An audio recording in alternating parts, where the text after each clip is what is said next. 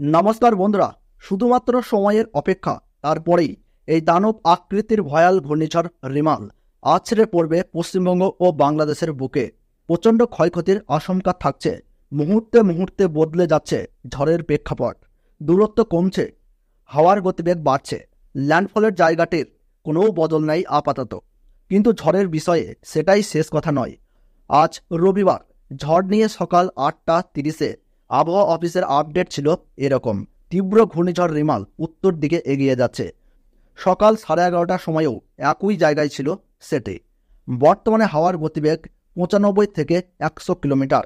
এটা 115 কিলোমিটার পর্যন্ত হতে পারে। আলিপুর আবহাওয়া দপ্তর বলছে রিমের উত্তর দিকে এগিয়ে যাবে। আরও তীব্রতর হবে হাওয়ার গতিবেগ। 100 থেকে 120 কিমি প্রতি ঘন্টা থাকবে হাওয়ার গতিবেগ। কলকাতায় আজ সন্ধেবেলায় বৃষ্টিপাত হবে এবং হাওয়ার গতিবেগ বৃদ্ধি পাবে। পশ্চিমবঙ্গে হাওয়ার গতিবেগ হতে পারে 45 থেকে 60 কিলোমিটার প্রতি ঘন্টা। ধীরে ধীরে বাড়বে বৃষ্টিপাত এবং হাওয়ার গতিবেগও। উপকূলবর্তী এলাকায় হাওয়ার গতিবেগ 50 থেকে 60 কিমি প্রতি ঘন্টা থেকে বেড়ে হবে 70 কিলোমিটার। বাংলাদেশের মোংলাতে ল্যান্ডফল হবে ঘূর্ণিঝড় রিমালের। এই মুহূর্তে উত্তর বঙ্গোপসাগরেই তীব্র ঘূর্ণিঝড়ের অবস্থান। বাংলাদেশের মোংলা থেকে সরাসরি 100 কিলোমিটার দক্ষিণে অবস্থান তীব্র ঘূর্ণিঝড়ের এবং বাংলাদেশের খেপুপাড়া থেকে 80 কিলোমিটার দক্ষিণ ও দক্ষিণ পশ্চিম দিকে রয়েছে এটি।